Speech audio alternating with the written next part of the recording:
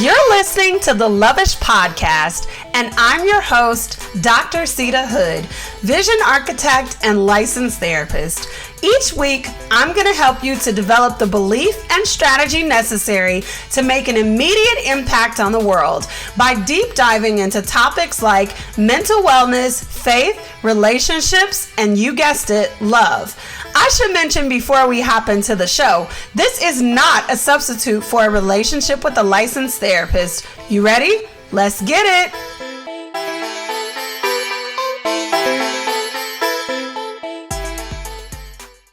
Welcome back for another episode of the Lovish Podcast. I am your host, Dr. Sita Hood, vision architect and licensed therapist. What is in your mug today? What are you sipping on? I want to know what hot summer drink you sipping on and where you getting it from. So quite literally, give me the tea. I do not have a mug today. I have a glass because we are sipping on a golden caramel Nespresso pod. It is just a plain, regular, schmegular, degular coffee pod. And that's okay because there are days where we need regular, schmegular, degular things because the regular, schmegular, degular things matter for how we're building and what we're building in life. Okay.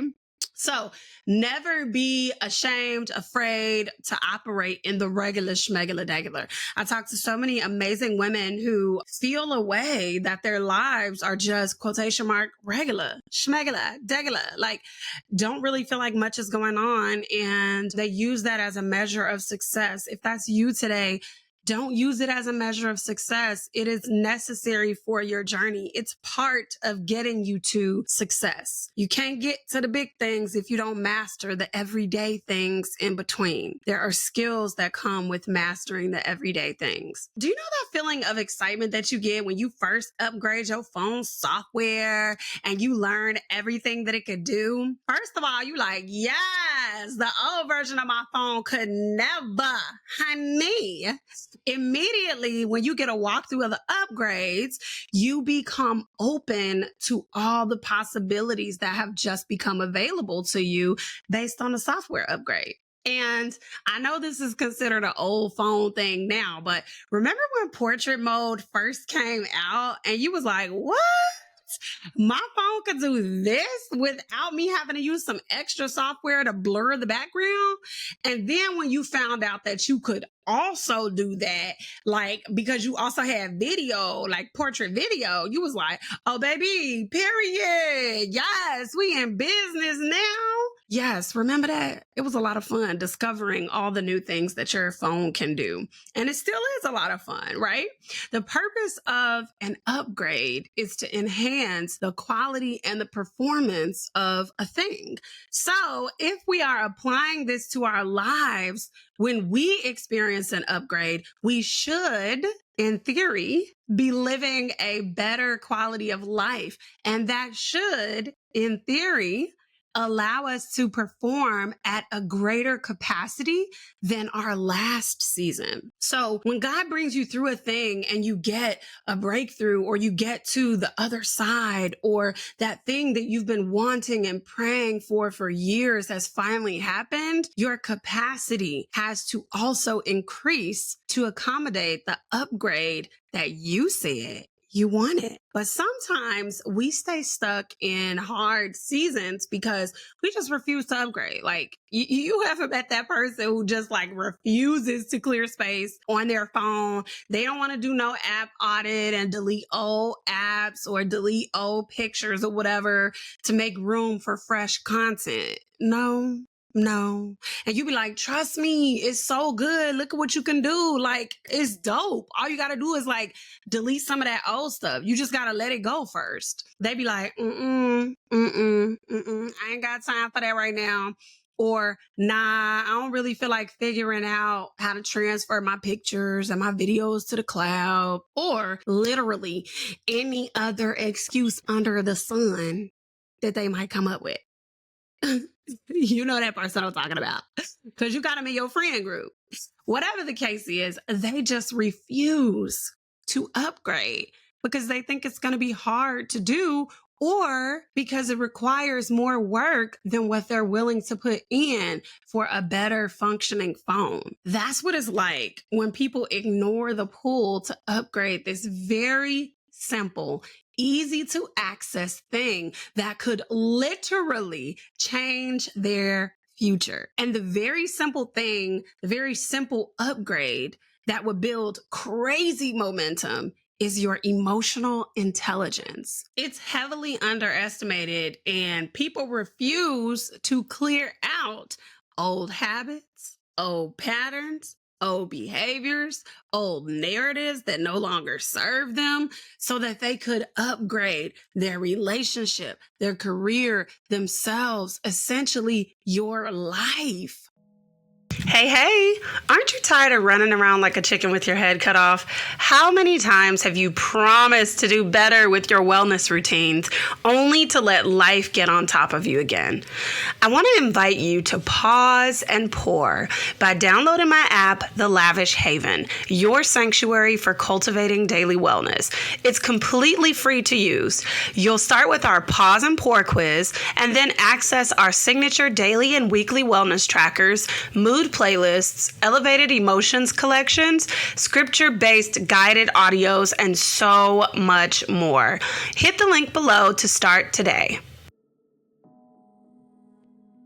So we talk a lot about being unstoppable and committing to your goals on the podcast. And we can't actually advance in life if we don't prioritize our emotional intelligence. Emotional intelligence is going to give you an advantage in so many different areas. If you are a small business owner or you work in like a marketing company or any type of relationship, it's going to give you an advantage in your marketing.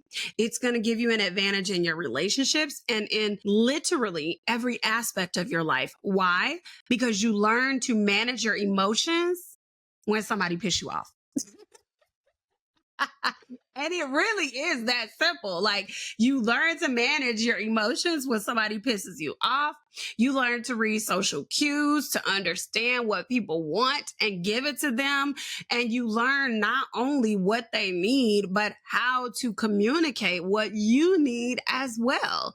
I mean, obviously, I'm laughing because yes, you learn how to manage your emotions when somebody pisses you off, but it's all these other great things that are included in emotional intelligence. And so you can do the research on your own, but there is extensive research on how emotional intelligence upgrades your life. I'm going to share a couple of ways that it upgrades your life here. Example. People with a higher EQ or emotional intelligence tend to be top performers and high income earners in the workplace because they can navigate conflict better. Remember, I told you control yourself when somebody pisses you off? Yes. So literally a higher EQ equals a lot of times top performers and higher income. They make better leaders because they create productive, healthier work environments. Remember, like understanding the needs of the people. They have deeper, more meaningful relationships because they're great at building and sustaining relationships with their forms of communication. They're better decision makers because they can effectively evaluate their options without experiencing the emotional overload. Or if they do experience the emotional overload, they know how to navigate through the weeds of that. They're in better shape physically because they can manage their stress and their emotions well. And literally the list goes on and on and on and on.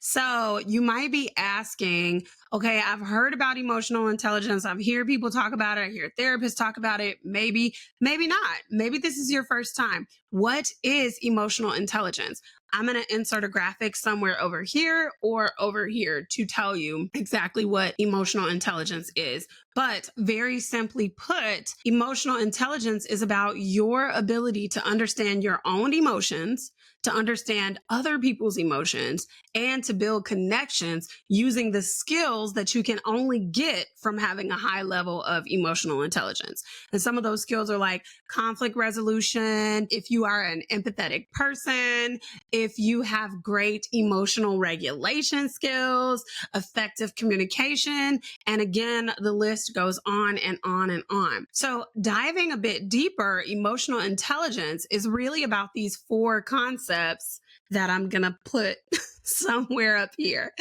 And if you're listening to this episode, don't worry, I'm about to tell you what the 4 concepts are.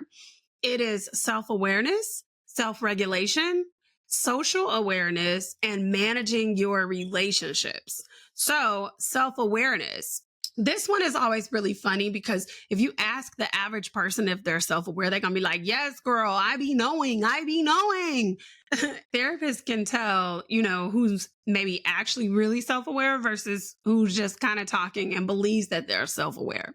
And so it's always funny when you ask people that question because research shows that 95% of people believe that they're self-aware, but in reality, only 10 to 15% of people are actually self-aware. And I'll link the article below in the show notes and underneath this video if anybody is interested in checking that out. But if you have a high EQ and we're in the self-awareness category, you are aware of your values, your passion, your dreams, your aspirations, all the things that we kind of talk about on this podcast.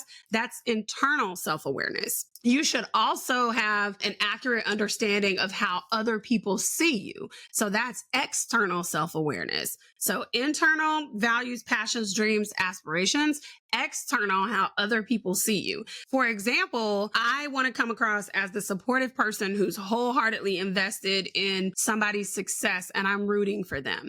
If I have a high EQ, that's exactly how other people perceive me. So moving on to self-regulation. On some level, I think we all know what self-regulation is, and you should pretty much know if this is an area that you struggle in. Now, did you get into a lot of fights? Did you get into a lot of fights as a kid and you still be getting into a lot of arguments? Okay, I'm just asking. It's all good. I'm just asking. Okay. You know, as a grown adult, if self-regulation is something that you struggle with, then it's not just getting into fights, right? Because some of our self-regulation habits are not necessarily healthy, emotional eating and other. Oh, okay, I'm gonna get out your business. All right. Self-regulation, again, there's no shame over here. It's your ability to manage a wide range of beautiful emotions that we experience as human beings. So if you have a high EQ, then you can manage stressful situations pretty effectively. Not perfectly, but effectively. Because again, perfection does not exist. So you can control your impulses when it comes to relationships and public settings, and you pretty much know how to express your emotions appropriately. You also take responsibility for your actions and you act in alignment with your core values, regardless of how you're feeling. Now, come on, where are the high EQ people at with the self-regulation? Hey. That does take a lot of self-control, honey, and the power of the Holy Spirit. Can I get an amen? Hallelujah. Okay, social awareness. Social awareness is your ability to read, understand, and respond to other people's emotions. If you have a high EQ, you are a great active listener. You're really good at empathizing with people. And it's not hard for you to understand things from the other person's point of view. So because of your ability to read and understand people's emotions, you also tend to have deeper relationships instead of surface level interactions because you so good at communicating, girl. I see you out here. And then the final area of EQ is managing your relationships. So relationship management is all about how you understand your own emotions, plus other people's emotions in order to create an aligned relationship. So it's like your emotions plus their emotions equals aligned relationships. It's like we're marrying all the things that we talked about in the first three components of EQ, and we're bringing it together right here. If you have a high EQ, you're really good at building trust with other people because you are willing to be, here go a cuss word for some folks, vulnerable. Okay.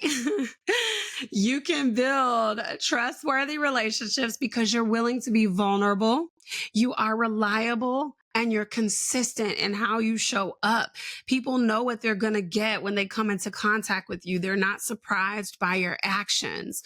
If you have a high EQ, you're very clear about what you want and need, and you're assertive in your communication, but you're also very respectful. So I'm not talking about the assertive that's like, no, you're literally respectful, but you are assertive and you openly express your beliefs. You can give and receive feedback. And of course, you can effectively navigate through conflict. And I keep using that word effective because, again, we're not striving for perfection here. It's about what is effective, what helps you navigate through a situation in the best possible way. Okay, so let's say that you are listening to this episode and you're like, okay, so Dr. Sita, how do I actually increase my EQ? All right, I got you. But don't go writing it off like it don't matter, because some of the stuff that I'm going to tell you to do is very basic and you've probably been putting off doing it because you really don't see the power in doing it. But I want you to actually try it if you want to increase your EQ. Okay, the first thing is consistent self-reflection. Come on. You knew it was coming. Consistent self-reflection, aka processing your emotions like we talk about every week. Come on. You knew. But processing your emotions helps you to increase your self-awareness.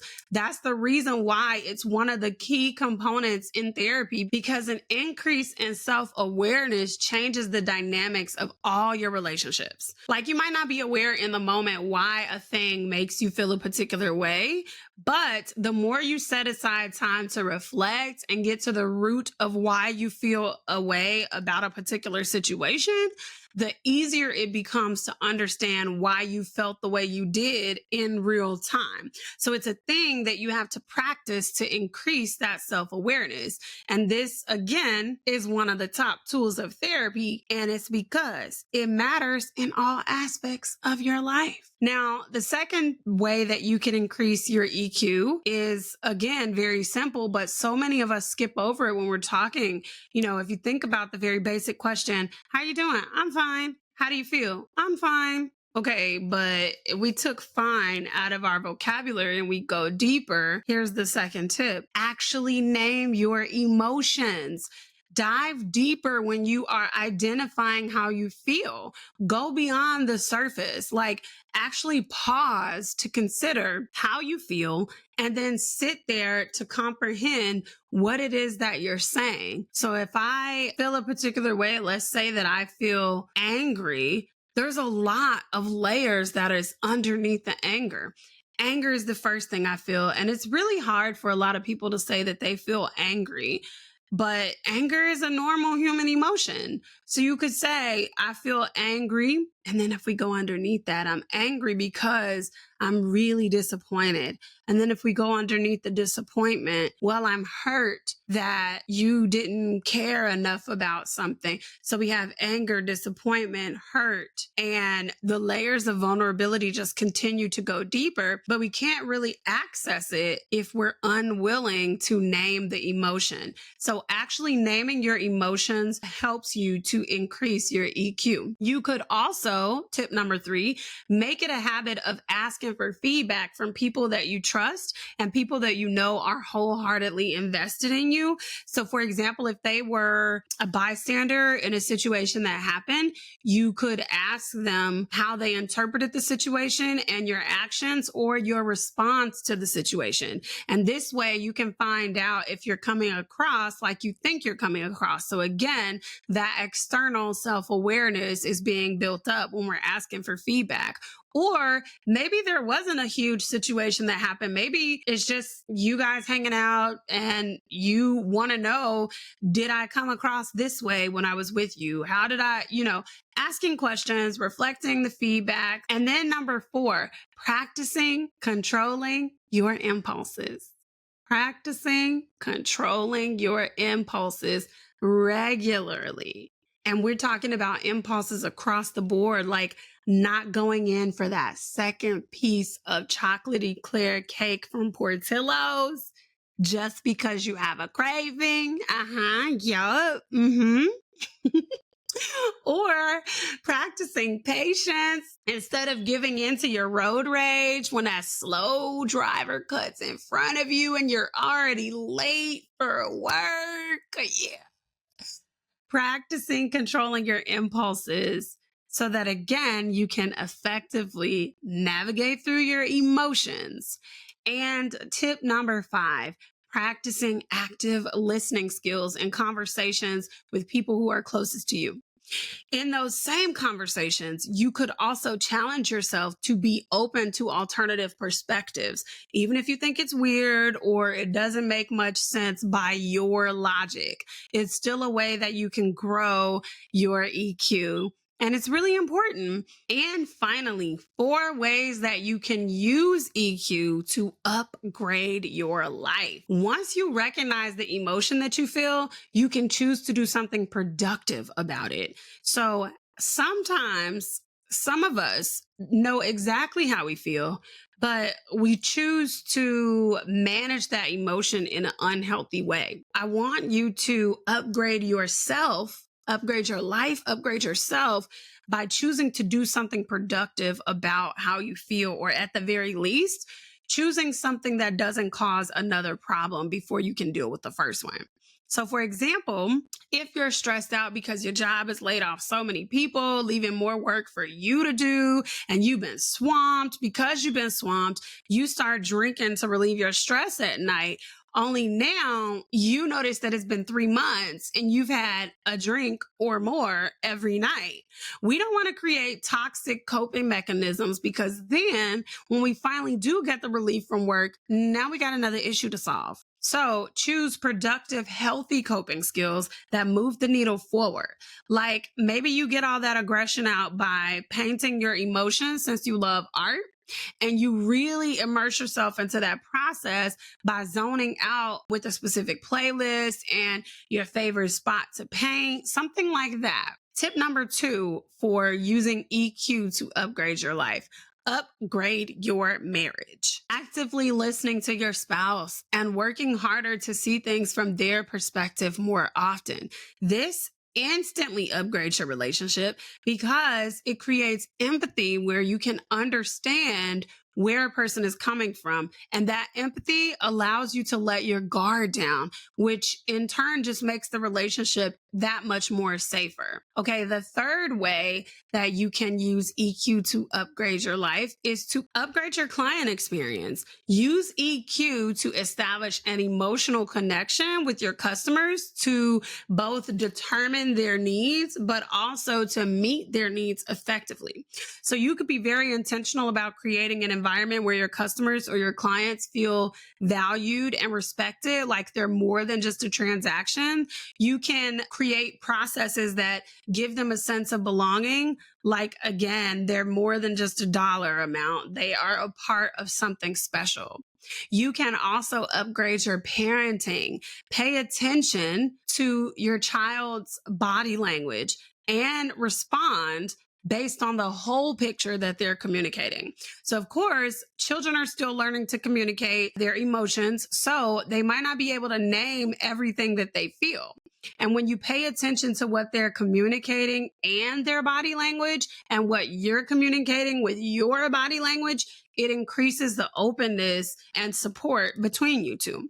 So, for example, you could be saying, I'm here for you. You need to tell me when you feel a particular way. You could talk to me about anything. But if your arms are crossed and your eyes are rolling and your neck is going, etc., and what you're saying sounds supportive, but your body language doesn't look supportive, your kid is not going to pick up that you are a supportive, safe space.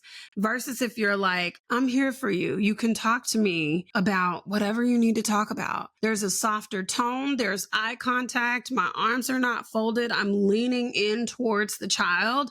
So just really taking the time to increase our EQ so that you can be that much more of a person, that much more of a spouse, that much more of a leader in your field, that much more of a parent. And newsflash, having a high EQ is something that pleases God, because a lot of times the thing that strips away our EQ is our past experiences where people have hurt us and done things to us that we have yet to heal from. And so if you feel the pull, if you feel God challenging you to increase your EQ, it's probably a sign that you need to dig in that closet.